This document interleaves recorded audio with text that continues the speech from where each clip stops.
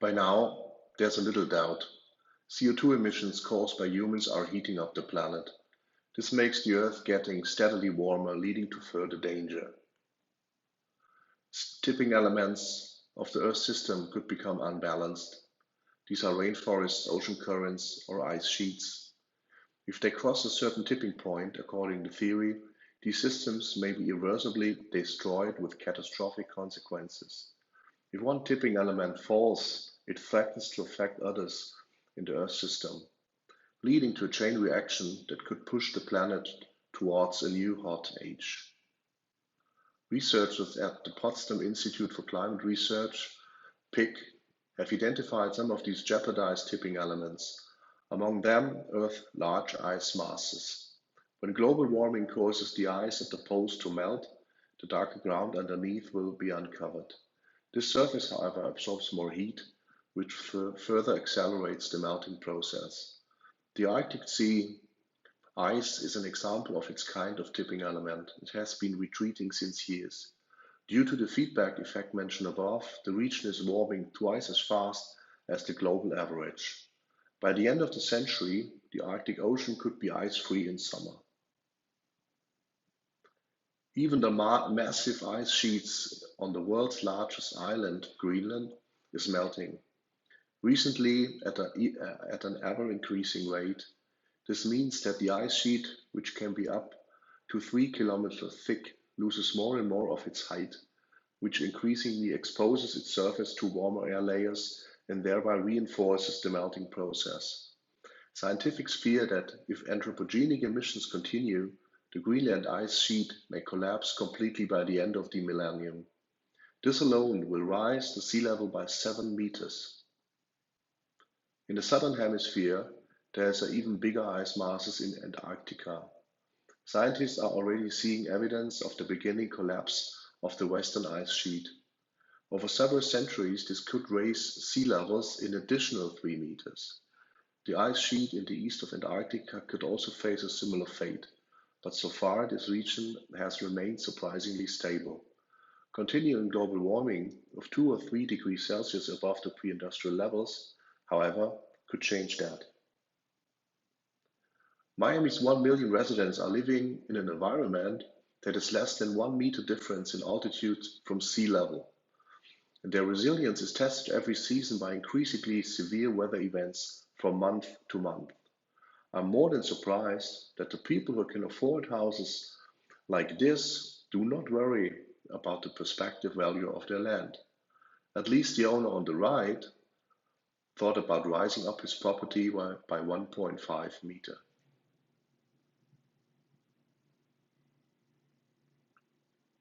The permafrost soils of the Arctic regions in Siberia and North America are also a cause for concerns for researchers. The particularly rapid warming in the region threatens to thaw them completely, releasing vast amounts of carbon dioxide and methane that are currently still stored in the frozen soils. These greenhouse gases will likely boost global warming even further.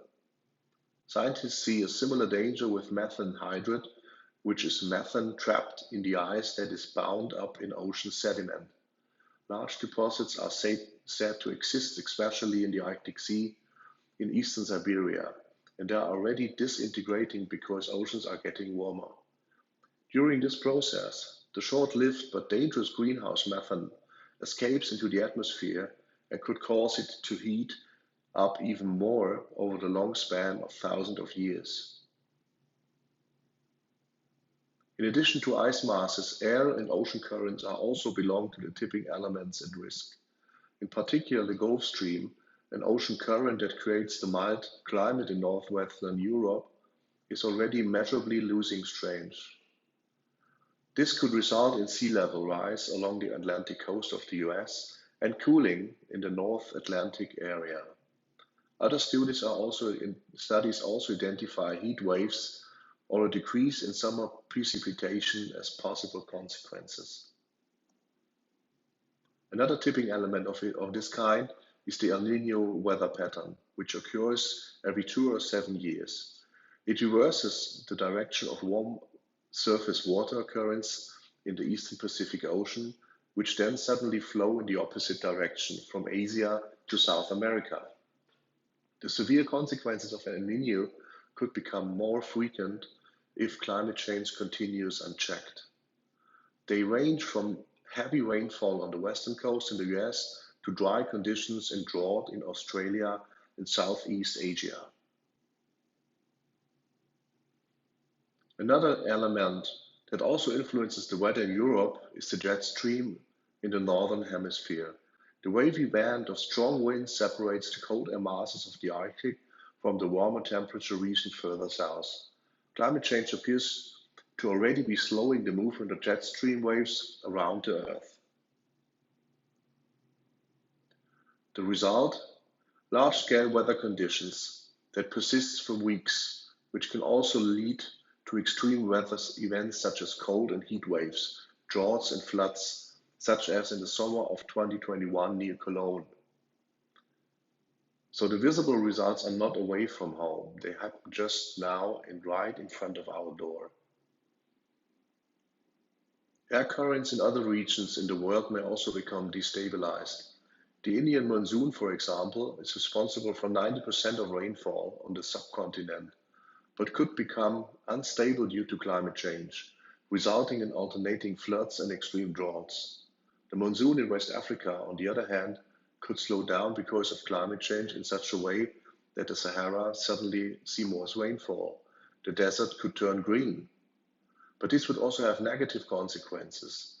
The life-giving source of desert dust, which is carried away by winds and supplies even the Caribbean with nutrients, could dry up. The decline of the Amazon rainforest, on the other hand, could impact the Earth's climate as a whole. Researchers fear that climate change combined with deforestation and fires will cause the enormous ecosystem to collapse. The consequences would be impossible to predict. The transformation of the forest into a dry savanna would wipe out once massive carbon sink that binds CO2 from the air.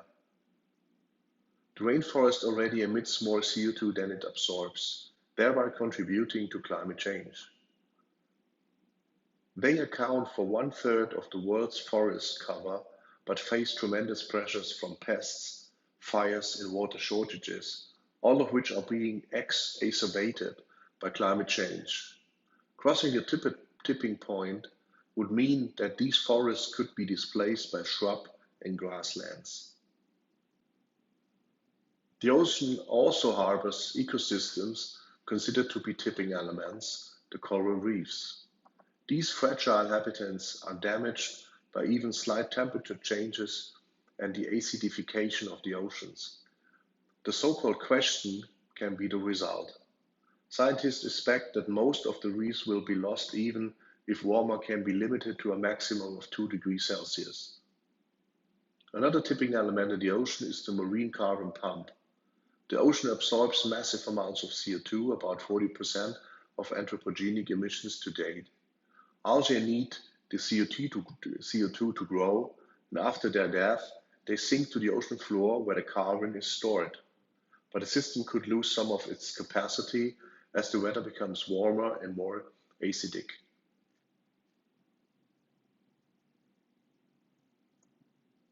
A survey from 2020 clearly shows the self-perception of various countries when asked whether climate change has a positive or negative impact on them. The results are telling. 7 out of 10 people in India suspect that climate change will clearly affect their daily routines and future. It looks similar in the Philippines, a country that repeatedly suffers from severe weather events. I was surprised by the results from Spain, where only 1 in 3 foresees a change in their living conditions due to climate change. This is particularly odd because in 2003, the hottest summer in Europe in the last 50 years, around 35,000 people died of overheating in Spain. On the other hand, the survey results from the US are not surprising. Only 1 in 2 sees climate change having an impact on their living environment. This is worrisome because this means that the most powerful country on Earth and one of the largest emitters of CO2 still simply doesn't know enough about the consequences of climate change. It's also interesting who is being held responsible for climate change. A survey from 2019 describes that in Germany, 1 in 2 people believe that climate change is a man-made, while around 5% suspected other reasons and only 2% believe that it's all nonsense. This fraction, who are called Querdenker, could be translated with lateral thinkers in Germany, should not be underestimated, because people can be radicalized quickly in an environment of various conspiracy theories. In Australia, it looks similar, with those rejecting theories on climate change already at 5%. In the US, almost 20% are unwilling to take the results of climate change into account. One should not underestimate this breeding ground for all kinds of alternative scenarios. There needs to be an ongoing clarification with examples from daily experience, supported by transparent reporting and credibility from scientific findings. This 2020 survey makes another issue evident. Who are the key players from the point of view of the respondents? And who has the greatest leverage to take charge of things and change them? As expected, only 15% in China believe that each can make their own contribution. 90% see national and international authorities as having responsibility. In South Korea, it looks a little bit different. Here, 35% feel caught up upon to contribute to overcoming the crisis. In my homeland, Germany, 1 person in 2 assumes that they can contribute something positive to climate change through their own personal behavior. In the US, more individuals trust themselves to change the situation, and only 60 to 65% believe that authorities will make the right decisions. One could always use that to build a strategy to lead to approximately 300 million Americans to take their own initiative.